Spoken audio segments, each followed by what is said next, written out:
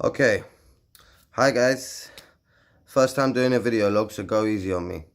My name's Anthony Adamu, and this is my vlog for business and business environment. Assignment 1, question PO1, PO2, and PO3. Question PO1. Explain the different types and purposes of organizations, public, private, and voluntary sectors and legal structures. So, to answer this question, we first have to define what an organization is. An organization is a group of people who work together in a structured way to achieve a specific goal or set of goals. So, a group of people working in cohesion in the same direction to achieve something that is shared between everybody trying to achieve it. It's a joint ambition. Next, I want to talk about the different types of organization. So, there's private organizations, public organizations, government organizations, cooperatives. We have franchises and sole traders. I just want to go into a little bit more detail about a few of those. Let's take sole traders, for example. Sole traders are generally self-employed and own their own businesses. A one-man band, if you like. And they wish to be self-sufficient, to cover their own needs and produce a turnover that supports their living requirements, to manage their own money, to be their own boss. Now, to be a sole trader, you have no limited liability.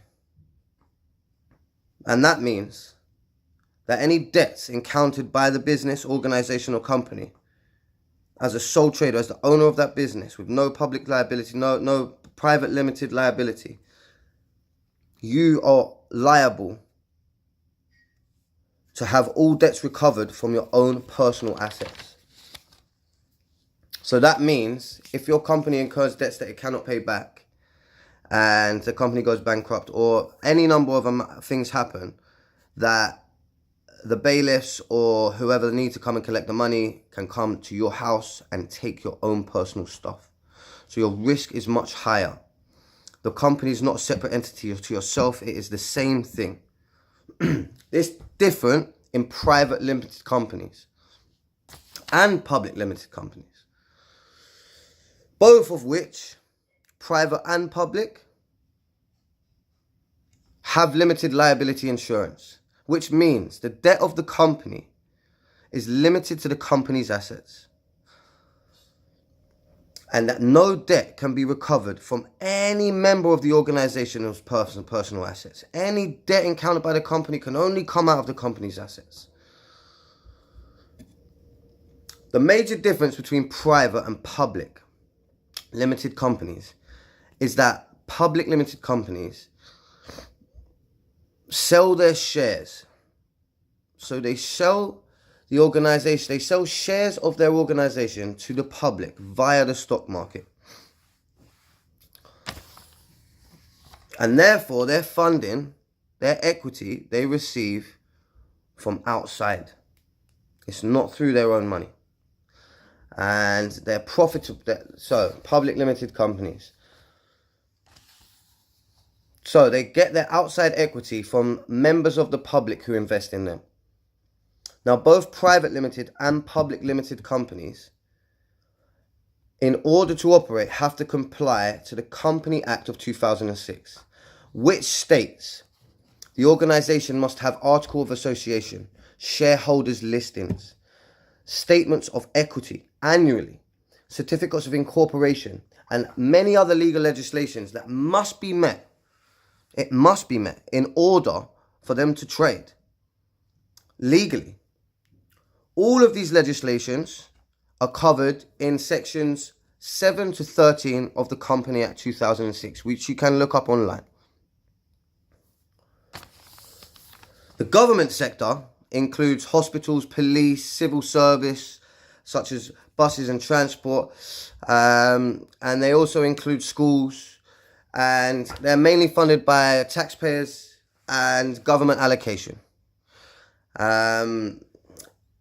They tend to be non-profit, but that's not a general rule. Voluntary sector organizations are often referred to as NGOs, or non-government organizations. They're non-profit and usually run with the help of volunteers. So people that work for no money. I think that's more or less cover PO1, because I'm going to touch on into PO2. I'm going to go into PO2 and give examples of companies and state, public and private. But I think it ties all into PO2 more than me stating it twice in PO1 and in PO2. So I'm going to go on to PO2 and I'm going to read the question again. And the question is, explain the size and scope of a range of different types of organization. So explain the size and scope. Keyword explain. So the first thing I'm going to do is going to explain how the size of a company is broke down. Now, the size of a company is shown by the number of employees and also by its annual turnover. So, a small business is said to have less than 50, up to 49 employees, and an annual turnover of up to 5.6 million. So, as long as you're earning under 5.6 million and you have less than 50 employees, you could be classed as a small business. That would probably put you into a certain tax bracket. Medium companies have between 50 and 249 employees. So a lot.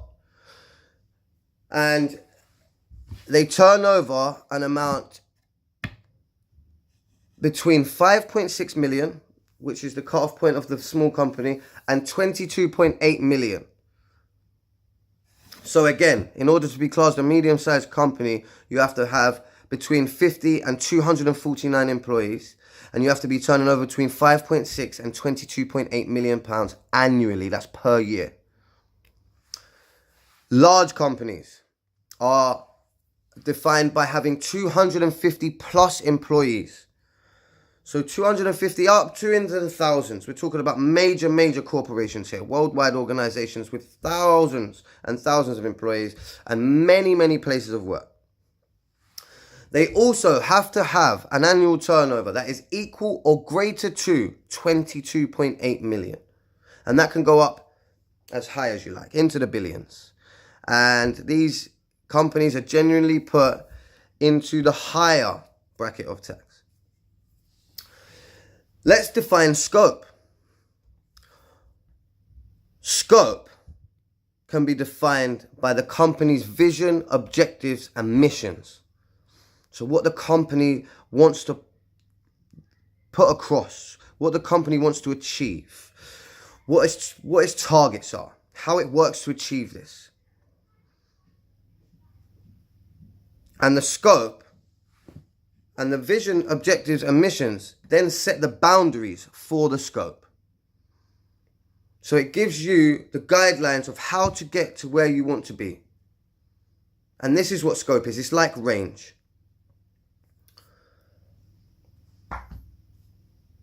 So,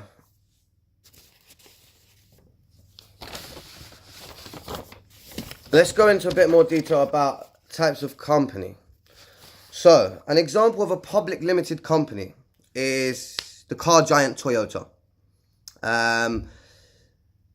This company manufactures and develops automobiles. It has a workforce in 2017, I believe, of 350,000 plus employees and a turnover that makes it the 6th largest company in the world by revenue. It was founded in 1937 and sells automobile engines, cars, electronics, air conditioning, and even textile machinery. So it's not tied to the automobile range. Not a lot of people would know that.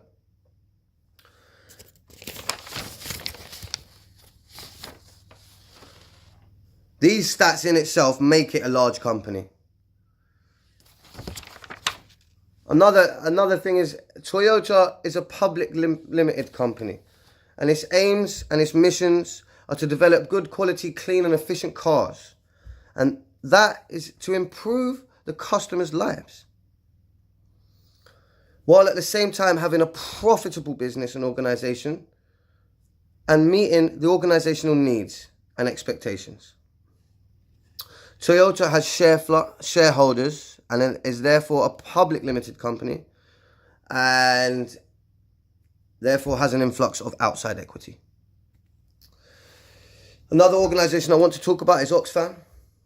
Oxfam is a charitable organization whose purpose is to eradicate poverty in the world. Oxfam is a worldwide confederation of independent charitable organizations focusing on the alleviation of global poverty. Founded in 1942, it is a non-profit private limited company, and according to employees and turnover, it is also a large company like Toyota. Its mission and statements is to provide an independent environment to ensure equality, so that everybody has their fair share and can live. The right to sustain a livelihood of resources, so food, shelter. The right to basic social services and security, as well as social and political participation, so the right to vote. The right to have your say. This is a government. This is a democracy. So it needs to be like that. It's put there to eradicate corruption.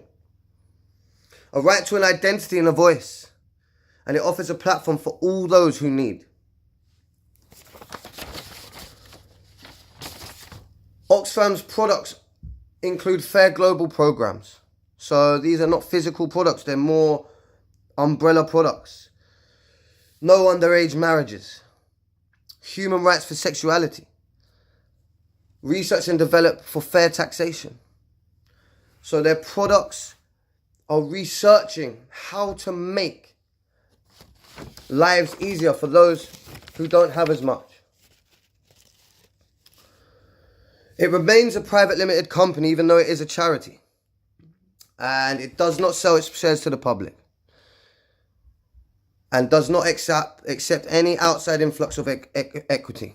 It is a private limited company by guarantee, which means any debt by the company, any debt that the company acquires can only be taken from the assets of the company itself, as I previously explained.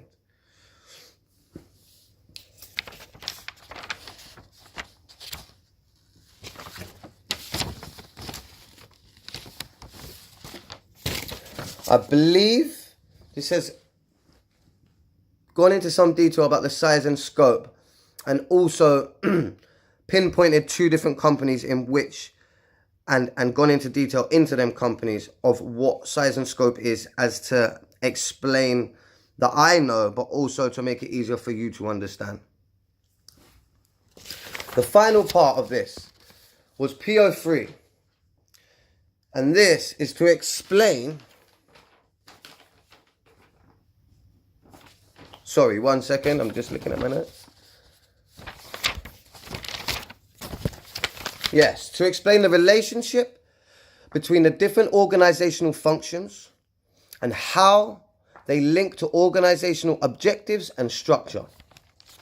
So, define the different functions. Well, in a more easy and plain understanding way, the functions are the departments. So, what departments do we have? We have sales, marketing, promotion, IT, development, HR, admin, finance, etc., etc., etc. There's so many. Now, what we need to talk about is the interrelationship between these functions or departments, and how it's like a house of cards. If one of these functions or departments doesn't pull its weight, doesn't work to the best of its ability, it's going to affect every other department. Not one department can work alone. They all have to work in cohesion and of each other with a collected goal. For example, and I'm going to use Toyota again because we've talked about them already. I'm going to break down how a new car being launched would affect all the different departments in Toyota. So a car sales of a product. The car sales are a product of a marketing campaign. So how well the marketing campaign directly affects how many sales they have for these cars. In order to fulfill the sales of these cars, production need to know on estimate, as accurate as possible, how many of these cars they need to produce and to which areas they need to be sent and by what date. Franchises then need to be informed of the terms and conditions and promotional material so they can best answer any customer questions or queries. They also need to know what they're selling and promoting, because if they don't have this information, they could be giving unfactual information and leading the customers astray, and that therefore will affect sales and the reputation of the business. Administration then needs to know and inform the customer service department. The IT department needs to adjust barcodes and store locations in order to trade these items. They can't be sold without the IT department locating these items to certain stores, without barcoding them.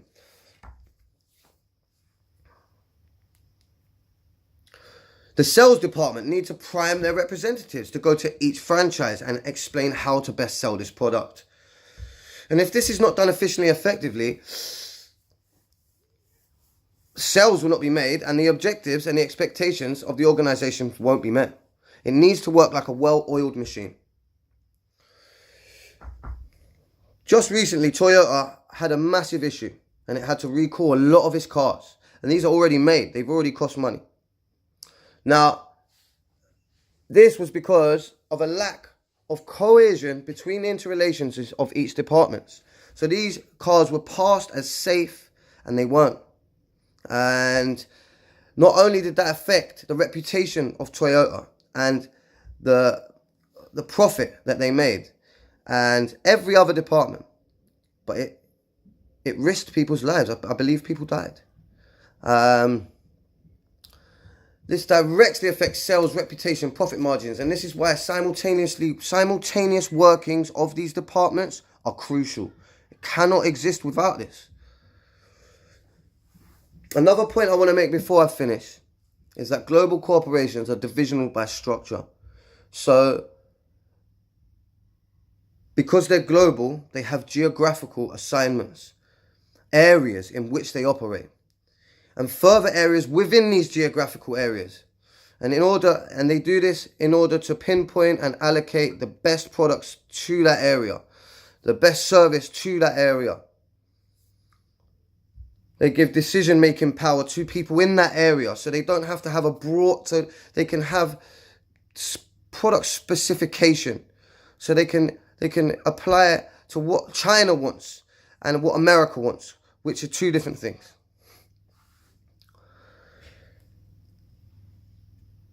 They also have their own strategies, and all of these allow maximum profit, customer satisfaction, and allow the specialization of products in those areas. So to summarize,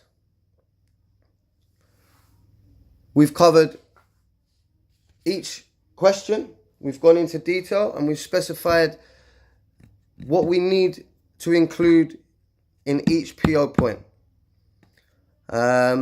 I hope it's been satisfactory, and I hope I've come across that I understand and have taken in what we've learned, and that it was articulated in a way that you could understand as well. So, just before I sign off, my name is Anthony Adamu. My student number is L4086948. And this is Business and Business Environment Assignment 1. Thank you.